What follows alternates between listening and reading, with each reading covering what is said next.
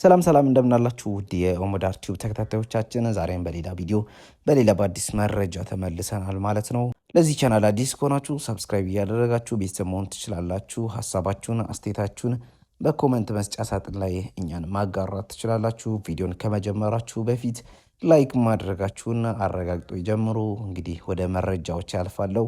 የ2018 ዓ.ም የኢትዮጵያ ቲክቶክ ክሬቲቭ አዋርድ አሸናፊ የሆነው አዶናይ በፖሊስ ቁጥጥር ስር መዋሉን እንግዲህ በትናንትናው ዕለት በሶሻል ሚዲያ ሲዘዋወር ተመልክተናል። በ2018 ዓ.ም የኢትዮጵያ የዓመቱ ምርጥ ቲክቶከር በመባል መኪናና ዋንጫ ሽልማት ያገኘው። ከዚህም በተጨማሪ እንግዲህ በታጨበት በአራቱም ዘርፍ ላይ በማሸነፍ የአራት ዋንጫ ባለቤት ሊሆን የቻለው አዶናይን ጨምሮ ቲክቶከር ጃኒ ወይንም በትክክለኛው ስሟ ስመኝ ገብሩ በመባል የሚታወቋ በፖሊስ ቁጥጥር ስር ውለው ሁለቱም ለምርመራ እንደተወሰዱ ነው ሲዘዋወር የነበረው መረጃ የሚያመለክተው። ዛሬ ደግሞ የኢትዮጵያ ፌዴራል ፖሊስ በራሱ ይፋዊ በሆነ ማህበራዊ ትስስር ገጽ ላይ ባሰፈረው ጽሁፍ የኢትዮጵያ ፌዴራል ፖሊስ አዶናይ ብርሃነ ኃይለ ሚካኤል የተባለ ተጠርጣሪን በቁጥጥር ስር አውሎ ምርመራ እያጣራ መሆኑን ገልጿል ማለት ነው። አዶናይ ብርሃነ ኃይለ ሚካኤል በቁጥጥር ስር የዋለበትም ምክንያት አስቀምጧል ማለት ነው።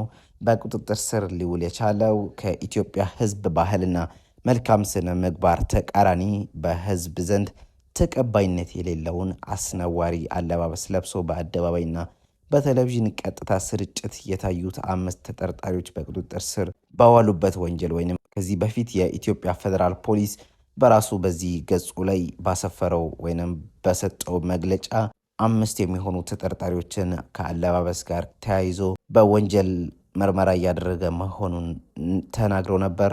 ከሱ ጋር በተያያዘ ነው የአዶናይም በማለት እንግዲህ መግለጫውን ሰጥቷል። እውቅናና ገንዘብ ለማግኘት ብቻ በማሰብ ሚዲያዎችን ኃላፊነት በጎደለው አኳኋን እየተጠቀሙ በተለይም ወጣት ትውልድ በመልካም ስነ ምግባር ተቀርጾ ሀገርን የሚጠቅሙ ተግባራትን እንዳያከናውንና በተቃራኒው በትውልድ ላይ እርካሽ ባህል እንዲመጣ የሚያደርገው ተግባር ለመከላከል የኢትዮጵያ ፌዴራል ፖሊስ የመጀመሪያውን ምርመራ አጠናክሮ እንደሚቀጥል ነው እንግዲህ ያስታወቀው። ከዚህም በተጨማሪ ከዚህ ከሶሻል ሚዲያ ሳንወጣ ቲክቶከሩ ወይንም በአጫጭር ዜናዎቹ የሚናቀው ሙሴ ሰለሞን ከእስራት መፈታቱን ነው የተናገረው። ባለ 1.9 ሚሊዮን ተከታይ ቲክቶከር ለ2 ወራት ገደማ ከታሰረ በኋላ ወደ ቤቱ ተመልሷል ማለት ነው። በአጭር ዜናዎች አቅራቢነት የሚወደደው 1.9 ሚሊዮን ተከታዮችን ማፍራት የቻለው ቲክቶከር ሙሴ ሰለሞን 1 ወር ከ11 ቀን ከእስር ቆይታ በኋላ ተፈቷል። በትናንትናው ዕለት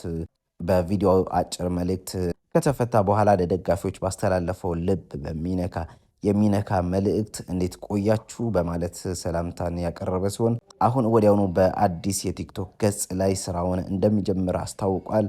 ሙሴ እንግዲህ በድሮ ወይንም በ1.9 ሚሊዮን ተከታዮች ባለው አካውንቱ ለጊዜው እንደማይጠቀም ገልጿል። ደጋፊዎች አጫጭር ዜናዎችን መከታተል እንድትጀምሩ አዲሱን የቲክቶክ ገጽ ይፋ አድርጋለሁ ያለ ሲሆን የአካውንቱን ሊንክ አስቀምጦ በርካቶች ፎሎ እያደረጉት መሆኑን የተነገረው። እንግዲህ ይህን መረጃ ልናጋራችሁ ወደናል። መረጃው ከተመቻችሁ ላይክ እያደረጋችሁ ሀሳባችሁን አስተያየታችሁን ደግሞ በኮሜንት መስጫ ሳጥን ላይ ያስቀመጣችሁ ለማለት እንወዳለን። መልካም ቀን።